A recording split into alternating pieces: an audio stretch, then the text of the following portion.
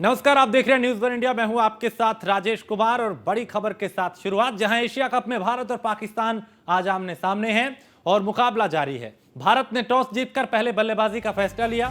4 साल बाद दोनों टीमें आमने सामने हैं। बारिश के बाद एक बार फिर खेल शुरू हुआ है, क्योंकि बारिश ने थोड़ी देर के लिए खेल को रोका था और एक बार फिर खिलाड़ी मैदान में है, खेल शुरू हो चुका है।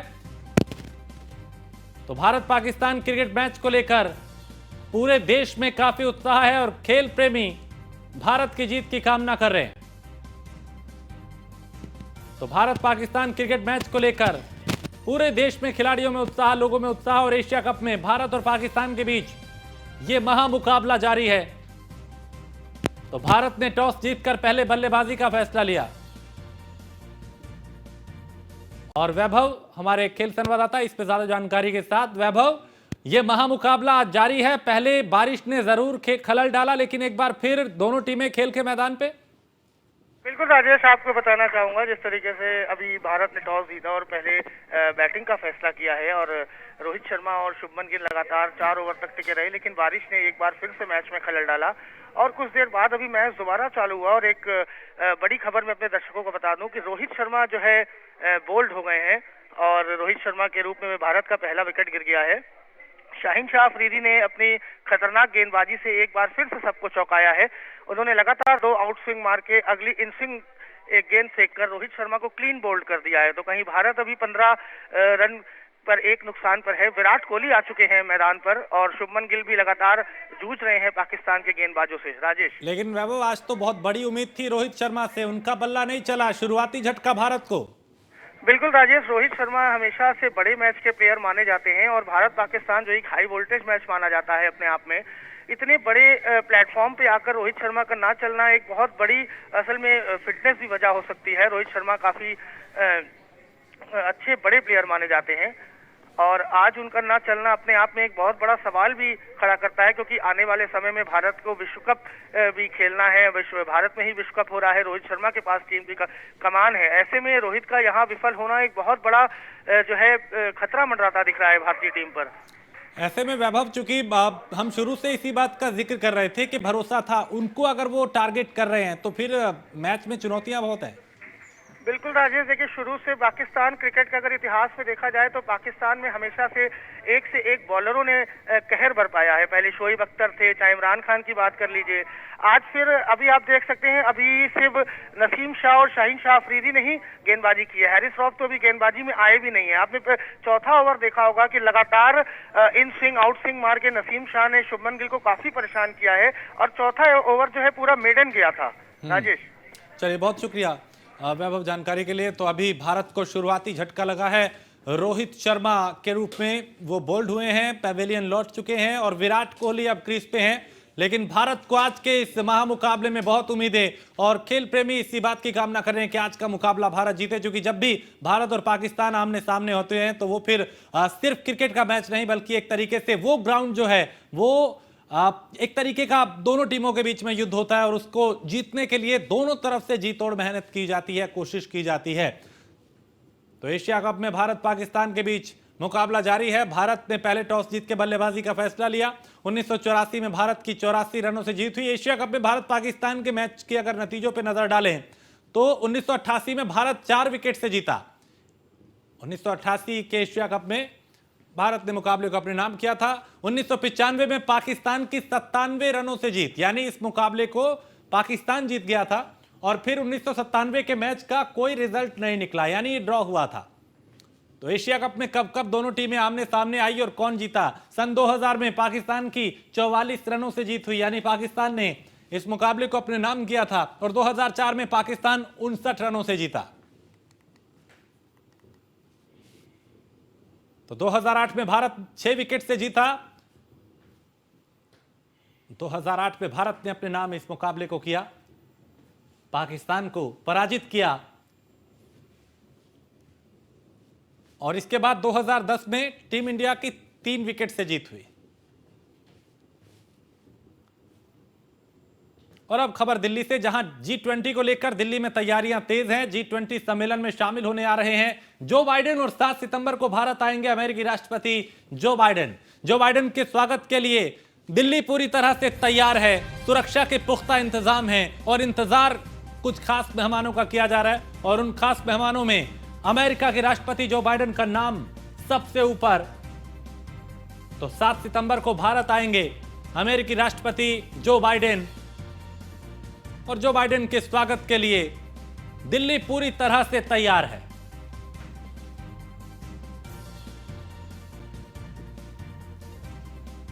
तो G20 को लेकर दिल्ली में तैयारियां तेज हैं और मऊ से खबर है जहां घोसी में सीएम योगी ने जनसभा को संबोधित किया और कहा कि देश आज एक नेता की ओर देख रहा है। संकट के समय दुनिया मोदी को देखती है। मोदी जी सबका साथ सबका विकास की बात करते हैं और देश से गद्दारी करने वाले मोदी को रोकना चाहते हैं। घोसी का विकास बीजेपी के राज में होता है। समाजवादी पार्टी की सरकार में प्रदेश में दंगे होते थे।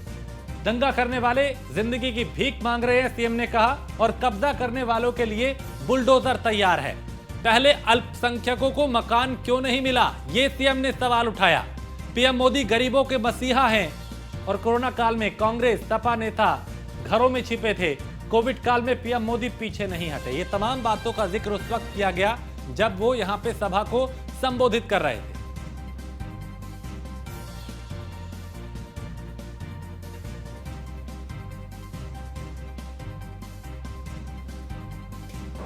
वहीं दूसरी ओर देश के साथ दगाबाजी करने वाले दंगाबाज लोग मोदी जी को रोकने के लिए एक षड्यंत्र करते हुए दिखाई देते हैं।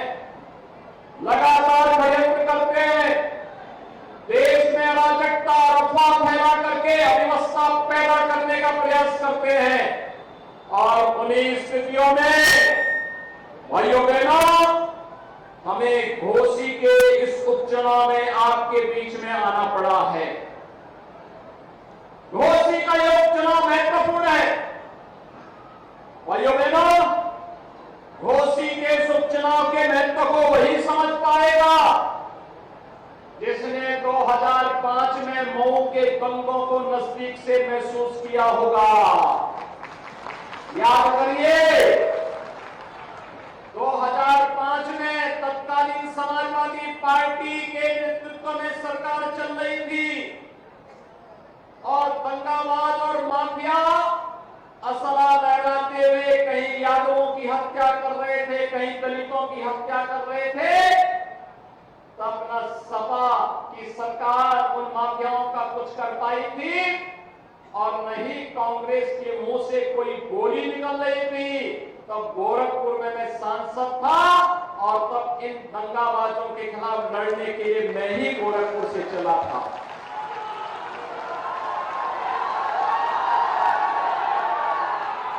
भाइयों बहनों, याद करिए ये दंगा करवाते थे और तब हम चाटी नहीं देखते थे। तब हम लोग इन दंगाबाजों को जवाब देने के लिए निकल पड़ते थे और भाइयों बहनों जैसे ही प्रधानमंत्री मोदी जी के आह्वान पर उनके नेतृत्व में छत्तीसगढ़ आगे बढ़ रहा है। आगे बढ़ते हैं। आदित्य एल1 की लॉन्चिंग को लेकर उत्तर प्रदेश के मुख्यमंत्री योगी आदित्यनाथ ने इसरो के वैज्ञानिकों को शुभकामनाएं दी। उन्होंने ट्वीट कर लिखा कि संपूर्ण मानवता की सेवा के ध्येय के साथ आज नए भारत की सामर्थ्य का प्रतीक PSLV C-57 से जो लॉन्च किया गया आदित्य एल1 मिशन सफलतापूर्वक लॉन्च हो गया। आदरणीय प्रधानमंत्री जी के नेतृत्व में 140 करोड़ देशवासियों की आशाओं का नया सूर्य बने।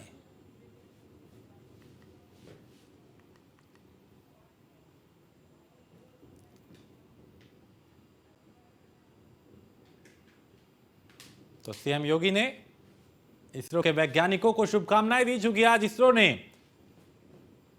आदित्य एल1 मिशन को लॉन्च किया सफलतापूर्वक और उसी को लेकर मुख्यमंत्री ने इसरो की पूरी टीम को शुभकामनाएं दी।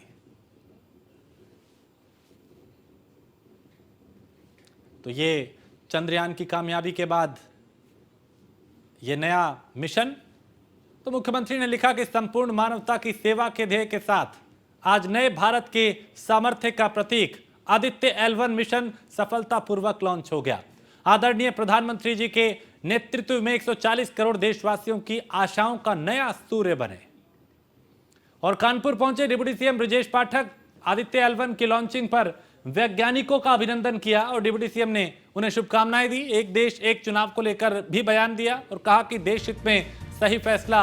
पूर्व में भी इसी नीति के तहत होते थे चुनाव।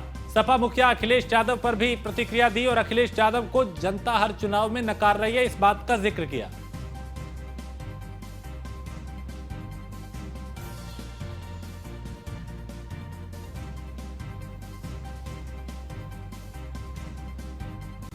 आदित्य L1 के सफलतापूर्वक प्रक्षेपण हो जाने के बाद मैं सभी उन महान वैज्ञानिकों का अभिनंदन करता हूं, उन्हें आभार प्रकट करता हूं। माननीय प्रधानमंत्री नरेंद्र मोदी जी के मार्गदर्शन में जिस ढंग से देश अंतरिक्ष विज्ञान के क्षेत्र में प्रगति कर रहा है, पूरी दुनिया नज़ारा देख रही है, पूरी दुनिया अभिनंदन कर रही है। मैं सभी महान वैज्ञानिकों का जो अंतरिक्ष विज्ञान की व्यवस्था से जुड़े हैं, भारत के मिशन को आगे बढ़ा रहे हैं, उन्हें बहुत बहुत अभिनंदन करता हूं। उत्तर प्रदेश सरकार की तरफ से, उत्तर प्रदेश के 25 करोड़ लोगों की तरफ से। और ये अद्भुत नज़ारा है जब पूरी दुनिया भारत की तरफ आशा भरी नज़रों से देख रही है। Sir, one nation one election को लेकर विपक्ष लगातार हमलावर है। देखिए, हम सब जानते हैं कि देश की आज़ादी के बाद जब संविधान बना, पहले आम चुनाव हुए, तब से लेकर के कई बार एक देश एक चुनाव संभव हुआ, लेकिन धीरे धीरे व्यवस्था बिगड़ती गई। माननीय प्रधानमंत्री नरेंद्र मोदी जी ने इस दिशा में काफ़ी पहले ही चर्चा कराई थी, कई कार्यशालाएं आयोजित हुई, डिबेट हुआ था और सभी लोगों की सहमति बनी थी कि भारत के नागरिकों पर जो फालतू का खर्च चुनाव के कारण लादा जाता है, उससे बचने के लिए और जो डेवलपमेंट है उसको तेज़ी के साथ आगे बढ़ाने के लिए, जैसे जैसे स्टेट्स में चुनाव होते हैं समय समय पर, कोई किसी न किसी स्टेट में चुनाव होता ही रहता है, तो इसको रोकने के लिए एक देश एक चुनाव पर हमें आगे जाना होगा। और मैं माननीय प्रधानमंत्री नरेंद्र मोदी जी का बहुत बहुत आभार प्रकट करता हूं, अभिनंदन करता हूं उत्तर प्रदेश की तरफ से। और ये बहुत बड़ा कदम है, अच्छा कदम है और इसमें सबको सार्थकता के साथ आगे बढ़ना। और खबर बरेली से है, जहां बीजेपी सांसद के बहनोई को बम से उड़ाने की धमकी दी गई है। बीजेपी नेता के घर पे घुसकर जान से मारने की धमकी दी है और दूसरी पार्टी का वकील बनना बीजेपी नेता को भारी पड़ गया। दबंगों ने बीजेपी नेता को घर में घुसकर धमकाया और पुलिस अब मुकदमा दर्ज कर जांच कर रही है। सीबीगंज थाना क्षेत्र के ठिरिया ठाकुरान गांव का यह मामला।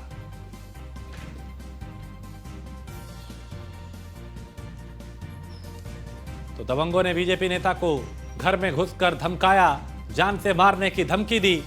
अब पुलिस मुकदमा दर्ज करके जांच कर रही है। सीबीगंज थाना क्षेत्र के ठिरिया ठाकुरान गांव का यह मामला, जहां बीजेपी सांसद के बहनोई को बम से उड़ाने की धमकी दी गई और घर में घुसकर जान से मारने की धमकी दी।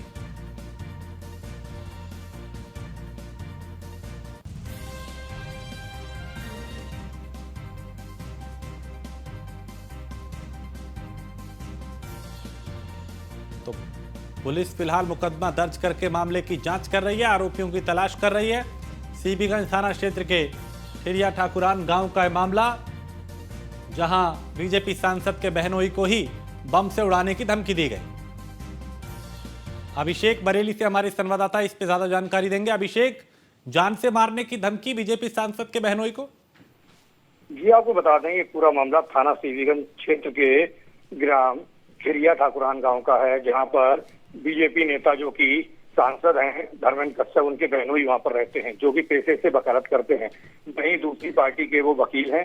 इसी रंजिश के चलते वहां का एक जो हिस्ट्री सीटर है, उसके द्वारा उन्हें बम से उड़ाने की धमकी दी जाती है। वहीं उनके लगे सीसीटीवी कैमरे में पूरी ये वारदात कैद हो जाती है, जिसको लेकर बीजेपी सांसद ने तत्काल एसएसपी से फोन कर कार्रवाई करने के लिए कहा। वहीं एसएसपी के आदेश पर मुकदमा पंजीकृत कर लिया गया। फिलहाल पुलिस पूरे मामले की गहनता से जांच कर रही है। बहुत शुक्रिया अभिषेक जानकारी के लिए।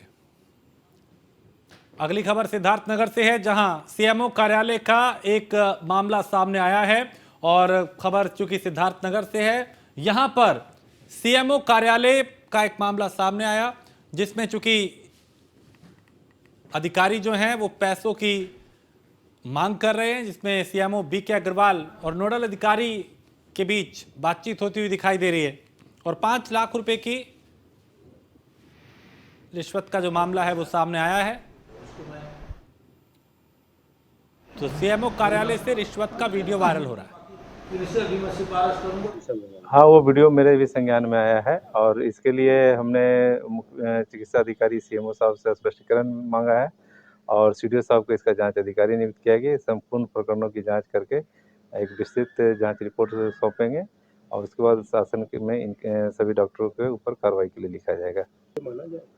अब इसमें यहाँ पर बहुत सारे प्रकरण होते हैं जिसमें डॉक्टरों से इत्यादि की कमी होती है, इस कारण से कुछ पेंडिंग रहते हैं, लेकिन लगातार इधर कोशिश की गई थी कि जो भी झोला छाप इत्यादि डॉक्टर हैं उनके ऊपर कार्रवाई की जाए और जो पेंडिंग प्रकरण है उसको निपटाने के लिए निर्देशित किया।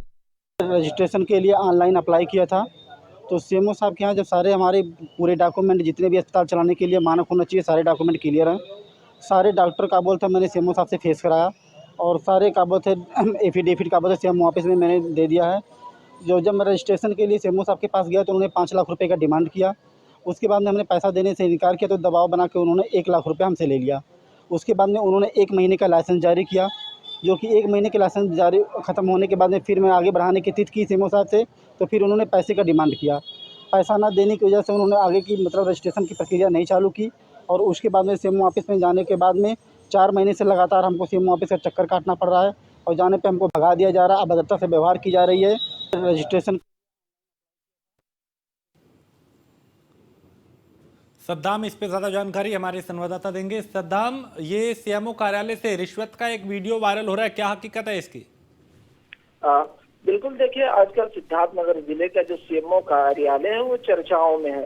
सिद्धार्थनगर जिले के सीएमओ कार्यालय के सीएमओ, उनके अधीनस्थ जो पीसीपीएनडीटी के नोडल अधिकारी और डिप्टी सीएमओ है, उनका एक प्राइवेट संचालक से रुपए के लेन देन की बातचीत का जो वीडियो है बहुत तेजी से सोशल मीडिया पर वायरल हो रहा है। जो पीड़ित है अमित चौधरी डॉक्टर, उनका साफ तौर पे कहना है कि उनके अस्पताल के एएच हॉस्पिटल जो बांसी में उनका हॉस्पिटल है, उसके रजिस्ट्रेशन के लिए उन्होंने आवेदन किया था। आवेदन जब उन्होंने किया तो जब वो सीएमओ ऑफिस पहुंचे तो वहां पर जो सीएमओ के अधीनस्थ है, पहले उनसे कहा गया कि आप ये कर लीजिए। सारी फॉर्मेलिटी पूरी करने के बाद उससे 1 लाख रुपए पहले लिया गया। 1 लाख रुपए लेने के बाद उसको 1 महीने का जो है वो रजिस्ट्रेशन किया गया। 1 महीने बाद फिर जब वो सीएमओ कार्यालय पहुंचा तो फिर उससे जो है फिर दोबारा बिल्कुल, यानी करने के लिए हाँ, और ये मामला 5 लाख तक पहुंच गया। चलिए, बहुत शुक्रिया सद्दाम जानकारी के लिए। तो अस्पताल के रजिस्ट्रेशन को अप्रूव कराने को लेकर पैसों की मांग की गई और उसका एक वीडियो सामने आया है। और इसी के साथ इस बुलेटिन में इतना ही। आप बने रहिए न्यूज़ वन इंडिया के साथ।